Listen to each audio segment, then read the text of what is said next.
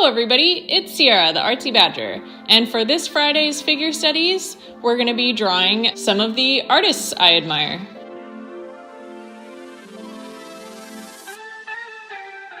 When I first came up with the idea for this prompt, I originally had written Instagram models. I think the reason I made this prompt is because a lot of the artists that I follow that draw people regularly say that they get their photo references from places like Instagram or Pinterest.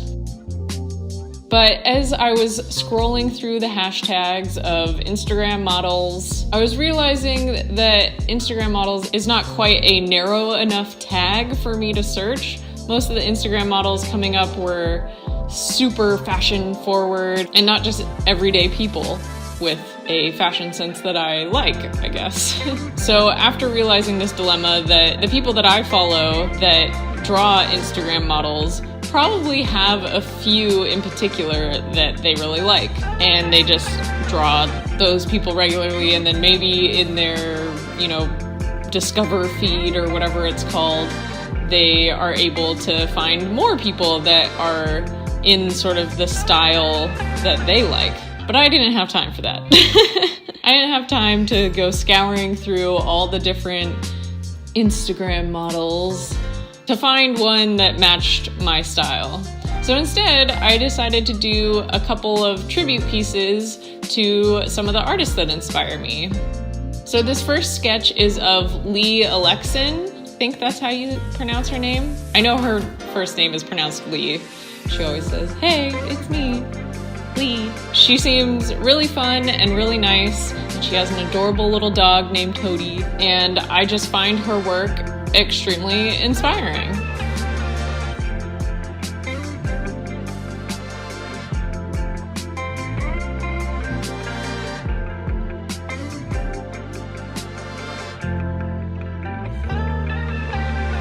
The next person I drew is Fran Nerd, or Fran, which I'm sure a lot of you know. I'm sure a lot of you know all of these people, but Fran is just such a bright personality, and she's so honest and so real, and she just has an amazing way of capturing the humanness in people.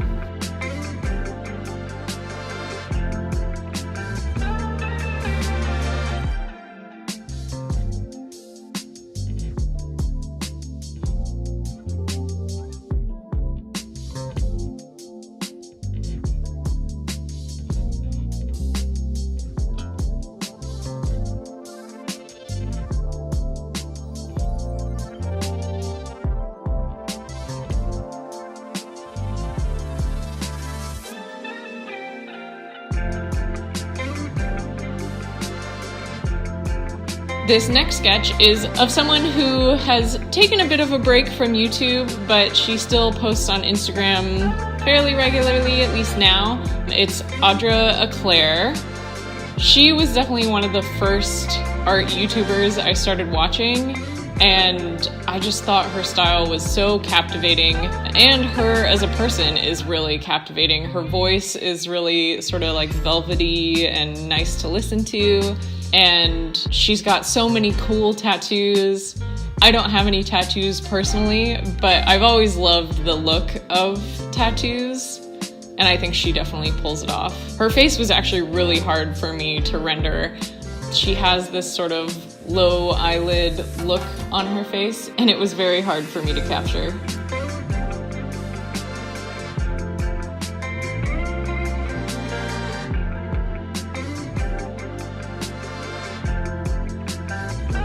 And lastly, I realized that most of the artists that I follow are women, and the men that I do follow don't really post pictures of themselves. That was another condition of this whole inspiration challenge, I suppose. These are definitely not the only people that inspire me, and they're not even in any particular order of most or least influenced by, but they were people that both have a YouTube channel and have pictures of themselves on their Instagram, so I was able to find a picture of them. So as I was saying, I realized that I don't follow that many men who have pictures of themselves on Instagram, So I decided to draw Ed, who is Fran's husband, actually, and he took the photo of her that I'm referencing because she didn't have any on her personal account, but he is a photographer, and so there are some pictures of her on his account. So I figured I would just do a little tribute to him too, even though I am only kind of a recent follower of his work. And I wouldn't say that his photography is particularly inspiring to me, but he is undoubtedly a very talented photographer. So I figured he deserved a little shout out here. So I want to talk a little bit more about what it is about each of these artists that inspires me so much. One thing that all these people have in common that inspires me is their overwhelmingly cohesive Instagram. Their Instagrams look so nice. It's crazy. I feel like they just have such distinct styles and palettes that you would know them anywhere, and they're all very distinct. And if you saw their piece somewhere just hanging on someone's wall, you would know, hey, that's Lee, or hey, that's Audra, or hey, that's Fran. Again, I don't really know much about Ed's style, so anyway. With Lee, she shares a love for animals that I obviously connect with on a very personal level. She's always drawing such cute little red pandas and tigers and animals of all sorts. And her style of background, I don't even know if you can necessarily call it that, because it's not exactly a background, it's almost more of a framing system. But the way she frames her animals is just so cute with the little like leaves and flowers. And I really admire her for her color palettes. It's definitely changed a little bit since Inktober. Before Inktober, it was very much like blue, pink, and a little bit of like yellow and orange in there, but it was mostly blue and pink. But now she's definitely introduced a few more earthy tones, which I love. But like this tiger picture that I have up is exactly what I would love to be able to accomplish for myself, is the ability to not feel restricted by the real life color palette of a item. And this is going to come up again with Fran, but I struggle so much to stray away from the colors in real life. That's why I gave myself a limited color palette for Inktober, but I still think that I had too many colors then to really get a feeling of what it's like to have a limited color palette, because I didn't make any of my animals. I guess I made some of them purple when they were actually black, but most of my animals looked at least relatively similar to what color they are in real life. But the like blue tiger, oh, I just love that so much. I think that she has just been really successful in picking a color palette that works for her and utilizing it in a way that is just so beautiful and so complete, even though it's a limited color palette.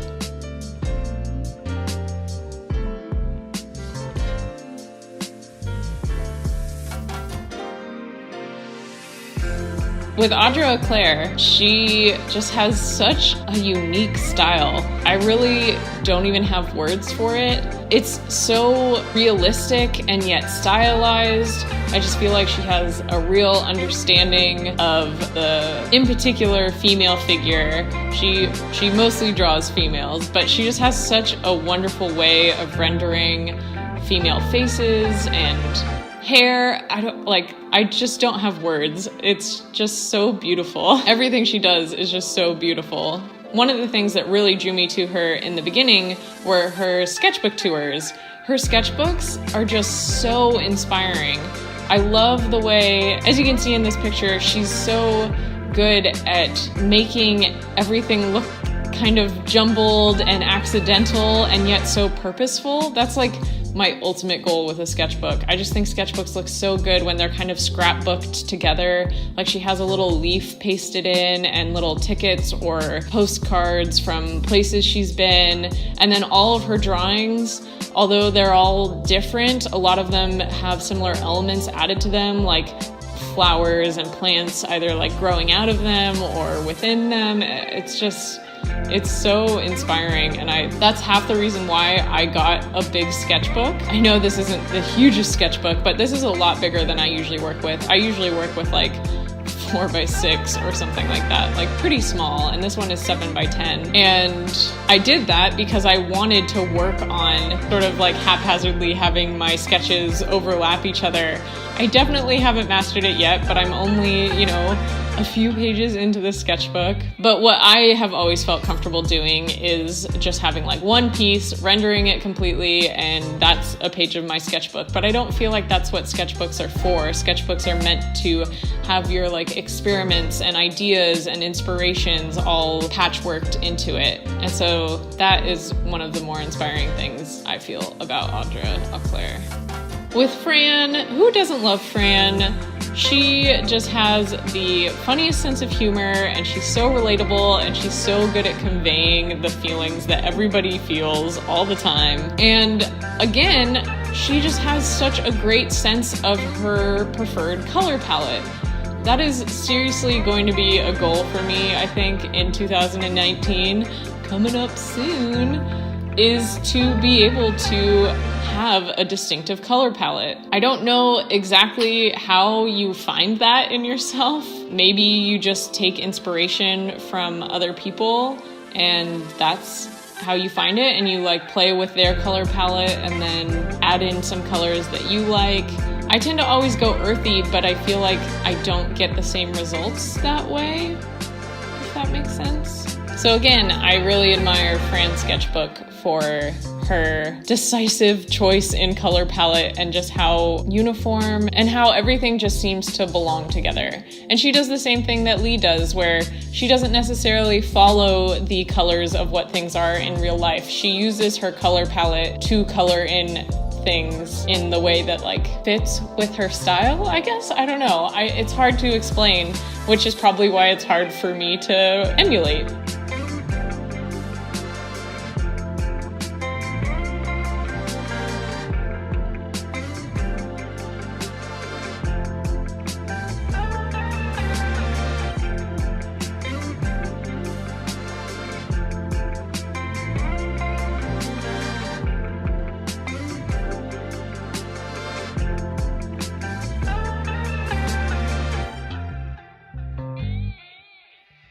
And then with Ed, I just wanted to put a few of his pieces here so that you can see how talented he is. He does lots of things from black and white to color to landscape to sort of playing with exposures and development. Very talented guy.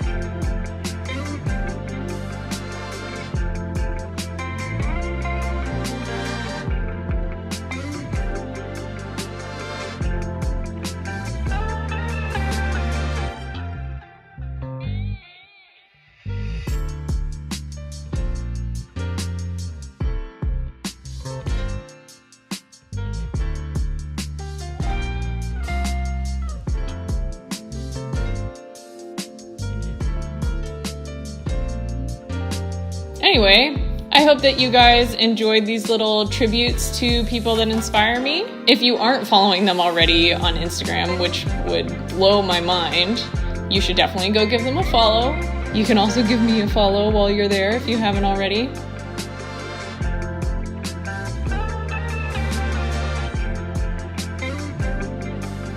Thank you so much for watching, and I'll see you guys tomorrow.